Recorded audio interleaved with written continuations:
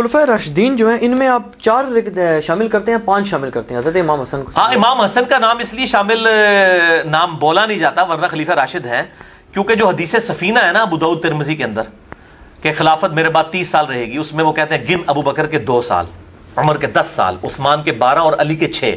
علی کے 6 اصل میں علی کے 5.5 سال ہیں، 6 مہینے سیدنا حسن ابن علی کی خلافت ہے۔ وہ خلیفہ راشد ہیں لیکن وہ حضرت علی کی خلافت میں شامل ہے، اس لیے وہ اس کو ہم جس کہتے ہیں راؤنڈ آف کر کے 30 سال بولتے ہیں۔ امام ابن تیمیہ نے منہاج السنہ میں لکھا ہے کہ خلیفہ راشد 5 ہیں، ابو بکر، عمر، عثمان، علی اور حسن ابن علی۔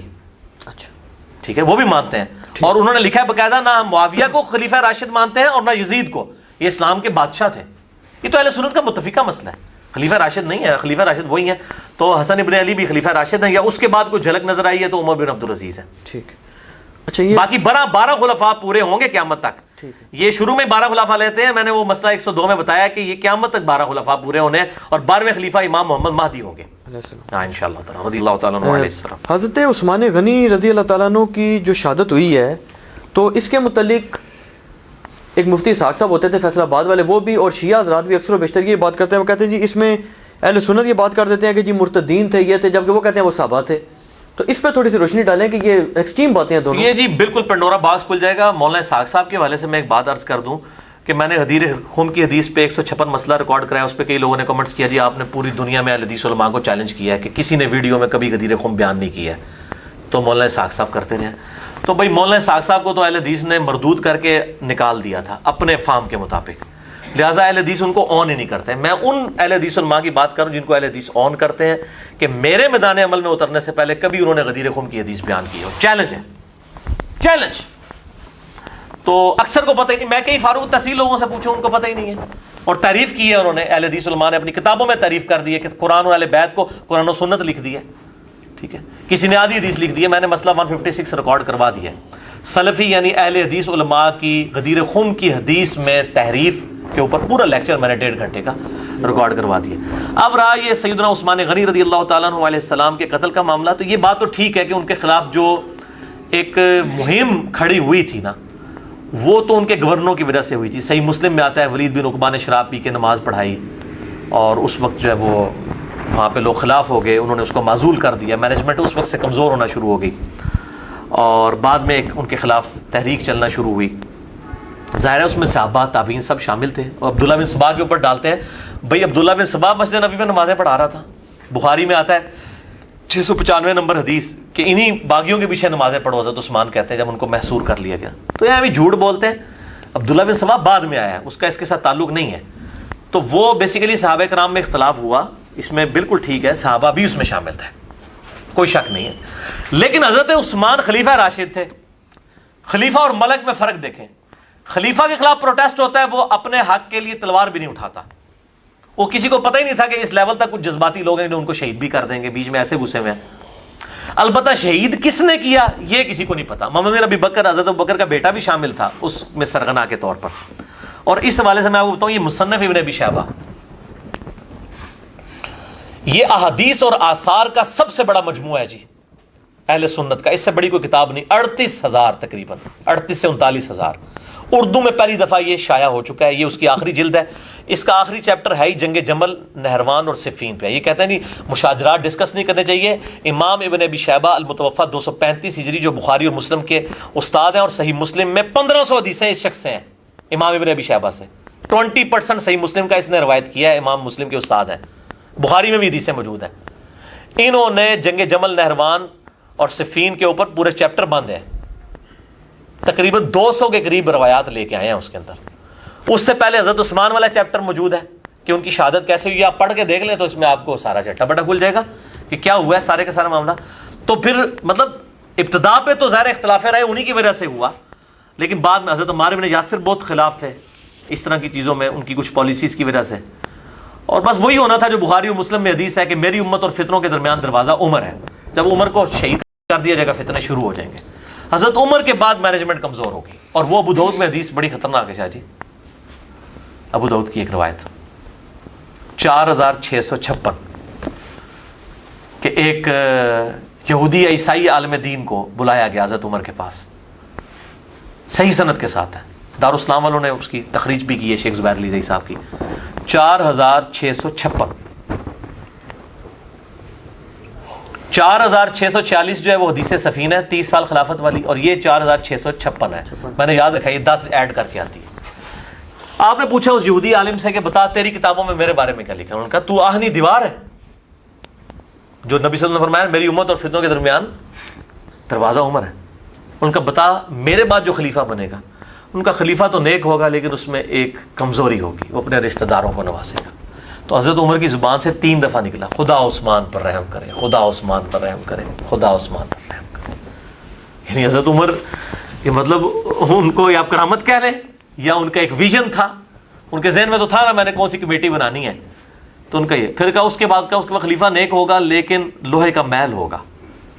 تو حضرت عمر نے کہا بدبودار شخص یہ کیا کہہ رہا ہے لوہے کا محل. انہوں نے کہا کہ اصل میں لوہے کا محل کا مطلب یہ ہے کہ خلیفہ تو شریف اور نیک ہوگا لیکن تلوار نیام سے باہر آ چکی ہوگی. وہ کوشش تو کرے گا کسی طریقے سے امت کو پٹری پہ چڑھائے دوبارہ سے, لیکن معاملات بگڑ چکے ہوں گے. تو یہ میرے بھائیوں اس طریقے سے سیدنا عثمان کے خلاف یہ جو مہم کھڑی ہوئی, قاتلین عثمان کا کوئی پتہ نہیں کہ کون ہے, بائی نیم مینشن نہیں ہے, ٹھیک ہے. اور جو لوگ صحابہ کے بارے میں کہتے ہیں مطلب وہ ظاہر ہے کہ اس مہم کو چلانے والے تو تھے, وہ صحابہ کے نام آتے ہیں.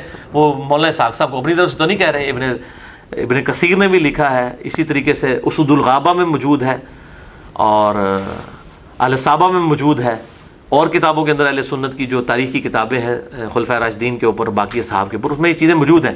بال کہیں پہ نام مینشن نہیں ہے کہ بھی بندے کون تھے. نام مینشن ہوتا تو ظاہر ان کو کٹارے میں لا کے کھڑا کیا جاتا. بہرحال ہم ان کو غلط سمجھتے ہیں. ہم جس طریقے سے حضرت عثمان کے مخالفین کو غلط سمجھتے ہیں نا جی, اسی طریقے سے سیدنا علی کے مخالفین کو بھی غلط سمجھتے ہیں. لیکن یہ ظلم یہ ہے کہ یہ لوگ حضرت عثمان کے مخالفین کو پتہ نہیں کیا کیا گالیاں نکالتے ہیں, اور حضرت علی کے مخالفین کی جب باری آتی ہے تو ہم ان کو بھی کہتے ہیں ان کا بھی ایکٹ غلط تھا, ان کا بھی ایکٹ غلط تھا. ٹھیک. چلیے بھائی, بریلوی مسلک کے بہت بڑے مناظر ہیں جن سے آپ بھی بڑے انسپائرڈ ہیں. آپ کہتے ہیں جی اگر ان کا مناظرہ ہو جائے تو یہ کسی کو بولے نہ دیں. پیر سید عرفان شاہ مجدی صاحب, بالکل جی, سعودی عرب والوں کے علماء ان کا مقابلہ نہیں کر سکتے جن باتوں میں وہ بات کر رہے ہیں. اچھا, ہے بھی صحیح, لیکن میرا نہیں مقابلہ کر سکتے.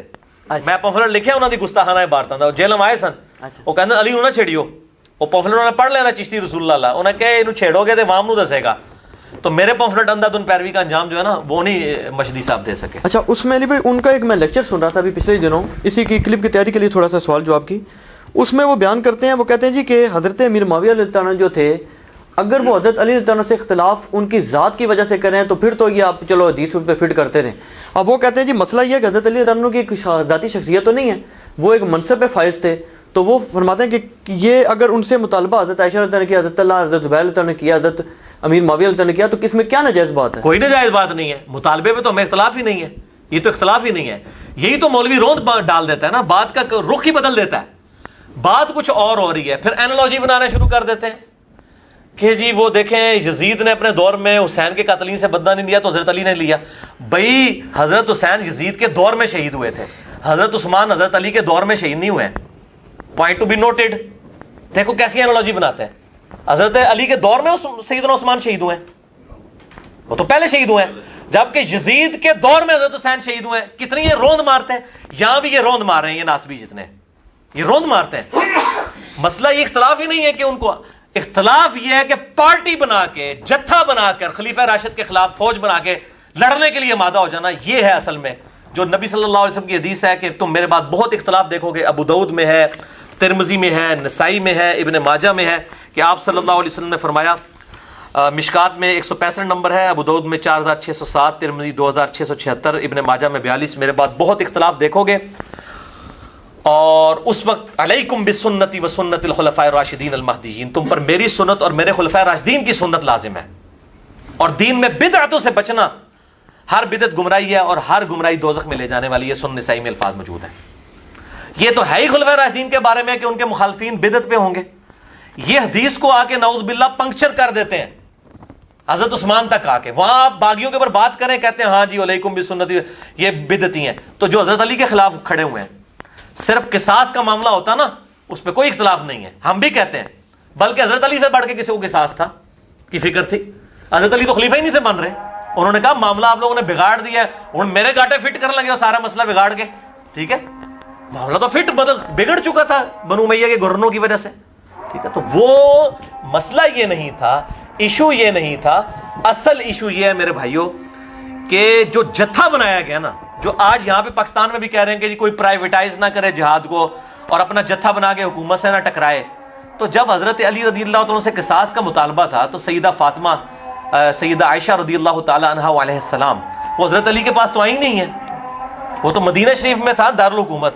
وہ تو اپنی پوری فوج, ان کو بھی عبداللہ بن زبیر لے گئے, وہ تو لے کے چلی گئی ہیں بصرہ خود قانون کو ہاتھ میں لینے کے لیے. تو حضرت علی کو تو مجبوراً وہاں پہ جانا پڑا ہے. تو مسئلہ مطالبے کا نہیں ہے. اچھا, اذان کا جواب دے لیں. تو شاہ جی بات کیا ہو رہی تھی اب بیچ میں؟ وہ ہاں وہ قاتلین عثمان والا, وہ تو معاملہ سیٹل ہو گیا. اس کے بعد کیا تھا؟ ہاں وہ, ہاں جی, کہ وہ جو مطالبہ ہے, وہ مطالبے سے کسی کو اختلاف نہیں میرے بھائی. مطالبے سے کس کو اختلاف ہے؟ جتھا بنا کر, پارٹی بنا کر خلیفہ راشد کے خلاف ٹکرا جانا, اس سے اختلاف ہے. اور مولانا مودودی رحمہ اللہ نے بھی المتوفى 1979 عیسوی خلافت و ملوکیت میں ایک جملہ لکھا ہے. میں نے پوری خلافت و ملوکیت میں نا 2 جملے انڈر لائن کیے ہیں. ایک جملہ اس میں سے یہ ہے, انہوں نے کہا حضرت عثمان خلیفہ راشد تھے. خلیفہ اور بادشاہ میں یہی فرق ہوتا ہے, ان کے خلاف پروٹیسٹ ہوا, انہوں نے اپنے لیے تلوار نہیں اٹھائی اپنی ذات کے لیے. ٹھیک ہے, شہید ہو کے پروٹیسٹ کرنے دیا, ظاہر صحابہ ہی کر رہے تھے. اگر کوئی شرارتی لوگ اور ہوتے تو وہ کہتے ہیں بارو کی تلے آنے دے بھرتی کر کے کرائے دے. ان کو بھی پتا تھا کون لوگ پروٹیسٹ کر رہے ہیں, لیکن ان کو یہ نہیں تھا اندازہ کہ یہ لوگ یہ کام ڈال دیں گے. اور دوسرے حضرت معاویہ کے دور کے اندر جو بندہ بھی اس طریقے سے پروٹیسٹ کرتا تھا اس کے ساتھ کیا ہوتا تھا. تو ان کا یہ خلافت و ملوکیت کا فرق ہے. دوسرا جملہ میں جو میں نے ان کا انڈر لائن کیا ہے وہ یہی ہے کہ اگر حضرت معاویہ بن ابی سفیان رضی اللہ تعالیٰ عنہ کی غلطیوں کو ہم غلطی نہیں کہیں گے تو ہم حق اور باطل, غلط اور صحیح کے معیار کو خطرے میں ڈال دیں گے. اتنے سافٹ الفاظ استعمال کیے انہوں نے.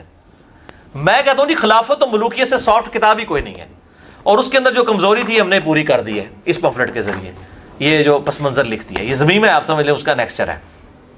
باقی اس میں بھی جو مجھے اختلاف ہے مولانا مودودی سے, یہ آپ نے پوچھا نا اس مسئلے میں ساتھ, مجھے مولانا مودودی سے یہ اختلاف ہے خلافت و ملوکیت میں, جو انہوں نے کہا نا کہ حضرت علی نے جو قاتلین عثمان سے بدلہ نہیں لیا تو یہ ان کی خلافت میں جو مجھے یہ عہدے دیے ہیں, عہدوں کا بھی ذکر آتا ہے. عہدوں کا ذکر, میں بالکل اس چیز کو صحیح مانتا. اس معاملے میں مودودی صاحب کی تحقیق کمپلیٹ نہیں ہے, بالکل ایسا نہیں ہے.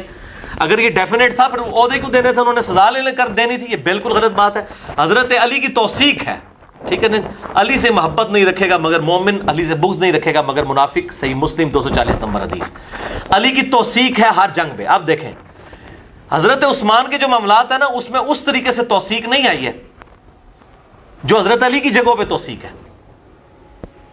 تو ہم نبی صلی اللہ علیہ وسلم کی غیبی خبروں کی بنیاد پہ کہتے ہیں کہ حضرت علی کا سٹانس ٹھیک تھا, اور چونکہ جھگڑا ہی حضرت علی کی جنگوں پہ بننا تھا اس لیے حدیثیں اسی کے اوپر میں نے 72 حدیثوں میں جمع کی ہیں. جنگ جمل کے اوپر وہ جو حدیث اتنی مشہور ہے مسند احمد کی کہ میری بیوی پہ کتے بھونکیں گے, ہو پہ اما عائشہ پہ بھونکے تو رونا شروع کر دیا. واپس جانے لگی تو ابن زبیر کے جی اما صلح کے لیے لے کے جا رہے ہیں, اور بعد میں پوری زندگی روتی تھی, دوپٹہ دار ہو جاتا. ان کے الفاظ ہیں کہ میں نے نبی صلی اللہ علیہ وسلم کے بعد کی بدعت کی ہے, احدثہ کے الفاظ ہیں. اس کا کیا حوالہ ہے؟ یہ میں نے اس کے اندر لکھا ہے میرے بھائی. اچھا سے آپ نے یہ پمفلٹ نہیں پڑھتے, یہ سمندر ہے. کئی لوگوں نے یہ پمفلٹ جو ہے نا اس کو سمجھا کہ شاید یہ اسی طریقے سے لکھ دیا گیا. میرے بھائی اس پمفلٹ کے اندر یہ حدیث جو ہے نا جی وہ المصنف ابن ابی شیبہ میں ہے 37772. البانی صاحب صحیح کہتے ہیں اس کو, شیخ زبیر علی زئی صاحب بھی. اور میں نے البانی صاحب کے پورے کامنٹس نقل کیے ہیں کہ حضرت عائشہ پوری زندگی شرمندہ تھی اس بات کے اوپر, ان کا دوپٹہ تار ہو جاتا تھا. اس کے کئی الفاظ تو بخاری میں کتاب الجنائز میں موجود ہے, میں نے اس کا بھی ریفرنس دیا ہے. تو وہ بعد میں شرمندہ رہی, حضرت علی نے ان کو معاف بھی کر دیا. حضرت طلحہ جنگ چھوڑ گئے, ان کو مروان نے قتل کیا, المستدرک للحاکم کی میں نے روایت ڈالی ہے. حضرت زبیر جنگ چھوڑ گئے, ان کو حضرت علی کے ایک فوجی نے جا کے قتل کیا, تو حضرت علی نے کہا میں تجھے دوزخ کی بات بشارت سناتا ہوں سیدنا زبیر کو. تو یہ لوگ تو جنگیں چھوڑ گئے تھے. ان لوگوں نے تو مطلب اسی تو جنگ جمل ہار گئے تھے نا یہ لوگ, ٹھیک ہے. تو جنگ جمل میں جو لوگ آئے, جنگ صفین میں ہے, صفین کے بارے میں بخاری کی جو حدیث ہے جو شیخ زبیر صاحب کہتے تھے علی بھائی میں کہاں پڑھتا ہوں یہ حدیث پڑھتا ہوں بخاری 2812 کہ عمار کو وہ باغی جماعت قتل کرے گی, عمار ان کو اللہ کی طرف بلائے گا, وہ جماعت دوزخ کی طرف بلانے والی ہوگی. نعوذ باللہ. جنت اور اللہ کی طرف دونوں الفاظ ہیں, بخاری 2812, اور وہ دوزخ کی طرف. وہ کہتے ہیں میں اس کی کیا تعویل کروں. اب وہ تو اب پتہ ہے مسند احمد کی اتنی روایتیں ہیں کہ کس نے ابو الغادیہ نے شہید کیا جو کہ اصحاب شجرہ میں سے تھا, اور البانی صاحب نے اس کے اوپر کمنٹس کیے ہیں کہ کچھ لوگ کہہ رہے ہیں کہ خیر ہے اس نے کر دیا ہے تو صاحب شجرہ میں سب بخشا جائے گا. انہوں نے کہا نعوذ باللہ, یہ آپ کیا کام کر رہے ہیں؟ نبی صلی اللہ علیہ وسلم تو اس کے بارے میں کہہ رہے ہیں مار کا مال لوٹنے والا اور جو ہے قتل کرنے والا دوزخ میں ہے. اس حدیث کو شیخ زبیر صاحب نے کھینچ تان کے ضعیف ثابت کیا ہے. اور میں نے شیخ زبیر صاحب سے فون پہ بات کی, میں نے کہا شیخ صاحب یہ آپ نے یہ حدیث صحیح ثابت تو آپ سے نہیں ہوئی ہے, مجھے بھی تو علمی بحث پڑھ کے پتہ چل گیا کہ کمزور ہے. شیخ علی بھائی میرے تو 3 دن پسینے چھوٹے رہے ہیں اس کو ضعیف ثابت کرنے کے لیے. میں نے کہا کیوں؟ کہتے ہیں مسند ابو الغادیہ موجود ہے, مسند احمد میں ابو الغادیہ رضی اللہ تعالیٰ عنہ سے احادیث ہیں, تو میں نے ان کا دفاع کرنا تھا, تو میں تو اس حدیث کو کیسے صحیح مانوں؟ میں نے کہا دفاع ہم بھی رضی اللہ تعالیٰ عنہ کہتے ہیں, غلطی اپنی جگہ, ٹھیک ہے, لیکن تخصیص آ جائے گی. شیخ البانی نے حدیث حوض پہ سیدہ عائشہ کے جو معاملات ہیں لکھا, وہ کہتے ہیں مجھے حیرانگی ہے کہ شیعہ تو 12 کو معصوم مانتے ہیں نا, اور یہ سنی سارے صحابہ کو معصوم مان رہے ہیں, اور ان کو جو اس طرح کی بات کر رہے ہیں. مانے غلطی ہوئی ہے, سیدھی سی بات ہے, غلطی کا بیان جو ہے وہ کوئی گستاخی نہیں ہے. حضرت آدم کی غلطی کا بیان جو ہے, اس کے بعد لعنت کرنا, سب و شتم کرنا, البانی سے بڑا کون ہے اہل سنت یا اہل حدیث؟ اور مجھے تو اب ڈر لگ رہا ہے, اور میں نے یہ پریڈکشن کر دی کہ اہل حدیث ان قریب اسے نکال دیں گے. میں نے شیخ البانی کو نام دیا دور حاضر میں اہل بیت کی محبت کا امام شیخ محمد ناصر الدین البانی المتوفی 1999 عیسوی. تو ان کا سٹانس ٹھیک تھا, مطالبہ کرنا چاہیے تھا. حضرت علی خود بھی اس حق میں تھے, حضرت علی اتنا عرصہ تک حضرت عثمان کو بھی سمجھاتے رہے. مسئلہ یہ ہے کہ جتھا کیوں بنایا؟ اب میں پوچھتا ہوں کہ حضرت عائشہ نے یہ سارا جب یہ تماشا ہوا جمل والا, اس کے بعد حضرت عائشہ کتنے سال زندہ رہی ہیں؟ 58 ہجری میں فوت ہوئی ہیں. یہ 37 ہجری کا واقعہ ہے, تقریباً آپ سمجھ لیں 20 سال تک. اس 20 سال میں کبھی اما عائشہ نے دوبارہ قتل عثمان کے مطالبے کا ذکر کیا؟ ان کو پتہ چل گیا تھا یہ پیچھے کیا تھی انٹینشن. ادھر بھی صفین کے اوپر حدیثیں موجود ہیں, نہروان کے اوپر بخاری اور مسلم میں پورے چیپٹر ہیں کہ امت کے بہترین لوگ ہوں گے جو قتل کریں گے خوارج کو. حضرت علی کے پیچھے تو حدیثیں کھڑی ہیں, نبی صلی اللہ علیہ وسلم کی پریڈکشنز کھڑی ہوئی ہیں. لہٰذا حضرت علی کو تو سرٹیفکیٹ ملا ہوا ہے کہ ان کی جنگ حق پر ہے, بلکہ ان کو کیا سرٹیفکیٹ؟ صحیح مسلم کی حدیث علی سے محبت نہیں رکھے گا مگر مؤمن, علی سے بغض نہیں رکھے گا مگر منافق. ان کی محبت لٹمس ٹیسٹ ہے ایمان کا. مطالبے سے میں اختلاف نہیں ہے, جتھا بنا کے پارٹی بنا کے اس طریقے سے کرنا, اس چیز سے اختلاف ہے. تو اس میں ریٹ آف دا گورنمنٹ تو قائم ہوگی. حضرت علی کی ذمہ داری تھی کہ جو جتھا بنائے گا, اور ایک اس ریاست سے جو 3 براعظموں میں پھیلی ہوئی ہے, ایک صوبے کا گورنر اٹھ کے جو ہے وہ ٹکراؤ کرنے کی کوشش کرتا ہے اور چند لوگ اکٹھے ہوتے ہیں, تو ریٹ آف دا گورنمنٹ تو قائم ہوگی. ان کو تو حدیث سے پتہ تھی. اور یہ جو حدیث ہے, چھوڑ دیں یہ حدیث جو مسند احمد میں موجود ہے, شعیب ارنوت بھی صحیح کہتے ہیں, نسائی الکبریٰ میں موجود ہے, غلام مصطفیٰ صاحب خود صحیح کرتے ہیں, کہتے ہیں اس حدیث کو کہ نبی صلی اللہ علیہ وسلم اپنی ایک بیوی کے گھر سے نکلے تو جوتی ٹوٹ گئی, تو آپ صلی اللہ علیہ وسلم نے اپنی جوتی اتار کے سیدنا علی کو دی. وہ گانٹنا شروع کر دی انہوں نے. نبی صلی اللہ علیہ وسلم تھوڑا آگے جا کے کھڑے ہو گئے کہ چلو علی کا انتظار کرو, اور اس دوران گفتگو کی. حضرت ابوبکر عمر بھی موجود تھے. آپ نے کہا کہ دیکھو اللہ تعالیٰ نے مجھے دعوت حق دے کر مبعوث کیا, لوگوں نے میرا انکار کیا, ایز اے لاسٹ ریزارٹ مجھے قرآن کو منوانے کے لیے تلوار اٹھانی پڑی. اور تم میں سے ایسا بھی شخص ہے, ایسا خوش نصیب شخص کہ جسے مسلمانوں کو قرآن منوانے کے لیے, کس کو؟ مسلمانوں کو. نبی صلی اللہ علیہ وسلم نے خود سرٹیفکیٹ دے دیا ہے. خوارج بھی مسلمان ہی تھے, تعویل کی غلطی لگی ہوئی تھی. اہل جمل بھی مسلمان ہی تھے, اہل صفین بھی مسلمان ہی تھے. ہم ان کو کافر و منافق نہیں کہتے. مسلمانوں کو قرآن منوانے کے لیے مسلمانوں کے خلاف تلوار اٹھانی پڑے گی. حضرت ابوبکر کہتے ہیں یا رسول اللہ میں ہوں, حضرت عمر کہتے ہیں میں ہوں. آپ نے فرمایا بلکہ وہ شخص جو میری جوتیاں گانٹ رہا ہے. صحابہ دوڑے نبی صلی اللہ علیہ وسلم کی بات سن کے حضرت علی کے پاس, اور کہا آپ کے لیے اتنی بڑی بشارت ہے کہ آن دی بہاف آف پروفٹ آپ یہ کام کریں گے. حضرت علی مسکرا پڑے. صحابہ کہتے ہیں ہم سمجھ گئے کہ حضرت علی کو یہ بات پہلے ہی سے پتا تھی کہ میں نے یہ کام کرنا ہے. وہ پائی جی ڈیوٹی لا کے گیا نبی صلی اللہ علیہ وسلم خود. انہوں یہ شک ہوئے گا کہ منو جمل کرنی چاہیے, صفین کرنی چاہیے, نہروان کرنی چاہیے, اس کے پیچھے تو نبی کھڑا ہوا ہے. تو یہ دھوکے دیتے ہیں, یہ روند مارتے ہیں. بھائی یہ دلائل النبوہ ہیں, نبی صلی اللہ علیہ وسلم کی نبوت کی خبریں ہیں. اور پھر یہ المصنف ابن ابی شیبہ سے لے کے آتے ہیں کہ جی سیدنا علی پچھتاتے تھے, کاش میں جمل سے 20 سال پہلے فوت ہو گیا ہوتا. اور یار یہ دردناک چیپٹر تو پڑھو. وہ اسی طرح پچھتاتے تھے. وہ پچھتانا یہ نہیں ہے کہ مجھ سے غلطی ہوئی ہے, وہ پچھتاتے اس سے تھے جس طرح قرآن میں آتا ہے سورہ مریم میں کہ حضرت مریم پچھتاتی تھی, جن کے پاس حضرت جبرائیل خوشخبری لے کے آئے بیٹے کی خوشخبری لائے نا. سورہ مریم پڑھ کے دیکھیں, جس نے فرشتہ سامنے دیکھ لیا, اللہ کی بشارت دیکھ لیا, اب اس کو کوئی شک رہ گیا؟ بتائیں مجھے. اچھا اس کے بعد آتا ہے ان کو حمل ٹھہر گیا, وہ ایک درخت کے نیچے جا کے بیٹھی اور وہاں کہتی کاش میں بہت پہلے ہی مر کے مٹی ہو چکی ہوتی, نسیم منسیہ ہو چکی ہوتی, لوگ مجھے بھول چکے ہوتے, میں اس حالت پہ تو نہ پہنچتی. اس کا مطلب حضرت مریم کو شک تھا جی, ناسبیو حضرت مریم کو اللہ اور جبرائیل پہ شک تھا. ان کو پتا تھا کہ اس میں جبرائیل کہتا ہے کہ آپ کے بیٹے کو ہم نشانی بنانے والے ہیں. یہ بحثیت انسان وہ انہوں نے یہ دکھ کیا کہ ٹھیک ہے اللہ تعالیٰ نے مجھے چنا تو صحیح, لیکن ان کو یہ خدشہ تھا کہ اتنی بڑی آزمائش میرے اوپر آئی ہے, اس آزمائش سے میں کیسے نکلوں گی. لوگ تو کہیں گے یہ بچہ کہاں سے اٹھا کے لے, اس کی تو شادی نہیں ہوئی ہے. انسان ہونے کی حیثیت انسان کو پریشانی تو ہوتی ہے. نبی صلی اللہ علیہ وسلم نہیں پریشان ہوئے جب پہلی وحی نازل ہوئی ہے, بخاری اور مسلم میں آتا ہے. کبھی تاری ہو گئی, حضرت خدیجہ نے اڑا دیا, ورقہ بن نوفل کے پاس لے گئے. انسان جو ہے شریف النفس آدمی کے ساتھ یہ ہوتا ہے. تو حضرت علی جو ہے وہ حضرت مریم جو کہتی تھی میں نسیم منسیہ, کاش پہلے ہی مر چکی ہوتی میں. حضرت علی جو کہتے تھے کاش پہلے مر چکی ہوتا میں اس سے پہلے 20 سال پہلے, وہ اس لیے کہ علی کے درد کو سمجھے. واللہ میں اکیلے میں سوچتا ہوں مجھے حسین پہ اتنا رونا نہیں آتا جتنا علی کے اوپر آتا ہے. اس شخص کو دیکھیں جس نے سب سے پہلے اسلام قبول کیا. جامع ترمذی کی حدیث ہے زید ابن ارقم سے کہ سب سے پہلے علی نے اسلام قبول کیا ہے, حضرت خدیجہ کے بعد, پھر زید ابن حارثہ نے, اور پھر ابو بکر صدیق نے. یہ ترتیب ہے ان کی زمانی. یہ تو جعلی ہے نا جی, بچوں میں زید, عورتوں میں خدیجہ, تاکہ علی دا ٹائٹل چھین لیا جائے. یہ اس لیے کیا ہے, ورنہ علی نے کیا اسلام پہلے قبول. کتنی حدیث موجود ہیں المستدرک الحاکم کے اندر, سنن نسائی الکبریٰ کے چیپٹر خصائص علی کے اندر موجود ہے, جامع ترمذی میں موجود ہے. آپس میں تو اکٹھا تو نہیں کسی نے کلمہ پڑھا, آپس میں ترتیب موجود ہے. تو حضرت علی جس نے سب سے پہلے اسلام 7-8 سال کی عمر میں قبول کیا, باقی تو کافر سے مسلمان ہوئے ہیں. دیکھ لیں جتنے بڑے بڑے اصحاب ہیں وہ تو مسلمان تو نہیں تھے نا, بعد میں مسلمان ہوئے نا, کوئی 40 سال کی عمر میں, کوئی 45 سال کی عمر. حضرت علی تو بچپن سے آپ صلی اللہ علیہ وسلم کی جو ہے وہ ساتھ اٹیچ. جس شخص نے بچپن سے اسلام قبول کیا, ہر وقت حضور کے ساتھ رہا, غزوہ خیبر میں اسلام کو فتح دلائی, غزوہ خندق میں ابن عبد الود جس کا کوئی مقابلہ کرنے کے لیے آگے نہیں ہوتا تھا, جو 100 بندوں سے اکیلا لڑتا تھا, اس کو قتل کیا. جس نے اسلام کو اس اور شیب ابن ابی طالب کے اندر اس نے وقت گزارا 3 سال کا, جس نے اسلام کو زیرو سے اس بلندی ایپیکس پہ پہنچتے ہوئے دیکھا کہ حضرت عمر کے دور میں 3 براعظموں تک اسلام کی حکومت پہنچ گئی, اور اس کو اپنی زندگی میں یہ چیز دیکھنی پڑ رہی ہے کہ اس کے سامنے وہ اسلام کا نظام جو ہے وہ بکھرتا جا رہا ہے بنو امیہ کے گورنروں کی وجہ سے.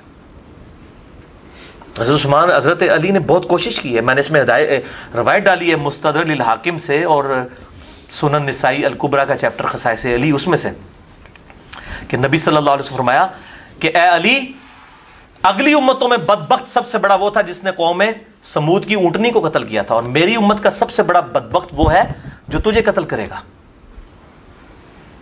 تو قوم سمود کے بدبخت نے جب اونٹنی کو قتل کیا تو قوم سمود پہ عذاب آیا نا. سیدنا علی کے قتل کے بعد اس امت پہ عذاب آیا ہے, اور عذاب کیا آیا ہے, ملوکیت کی شکل میں مسلط ہو گیا.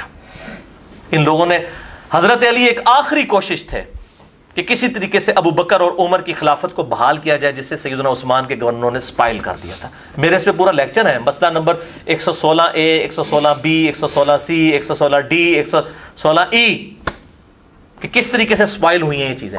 سیدنا علی تو آخری کوشش تھے. تو میرے بھائی اس نے تو کہنا تھا کاش میں مر چکا ہوتا, میرے سامنے اس طریقے سے معاملات نہ ہوتے, اس طریقے سے مجھے یہ دکھ نہ دیکھنے پڑتے. اور سیدنا علی کے آپ اگر دیکھیں کس طریقے سے وہ کوفے میں بیٹھ کے اکیلے رویا کرتے تھے کہ اسلام کا شرازہ بکھر رہا ہے, کوشش کر رہا ہوں کہ کسی کے سے سمٹ جائے, لیکن ان کے لوگ ساتھ ہی نہیں اس طریقے سے دیکھتے. پھر بعد میں لوگ پچھتاتے تھے نا جی, آج تک ہم پھر پچھتا رہے ہیں نا کہ حضرت علی کا اس وقت ساتھ دے دیتے باقی لوگ بھی. تو یہ جو انجن پٹری سے اتر گیا تھا وہ واپس ابو بکر عمر کے ٹریک پہ آ جاتا. لیکن واللہ خیر الماکرین, اللہ کی خفیہ تدبیر ہے. اسی طریقے سے ہوتا ہے, انبیاء بھی دنیا سے گئے ہیں, انبیاء بھی شہید ہوئے ہیں, اور یہ معاملات ہوئے ہیں. اللہ تعالیٰ کی طرف سے یہ خفیہ تدبیر تھی, ہے جو بھی آزمائش تھی, تقدیر کے معاملات ہیں. واللہ اعلم.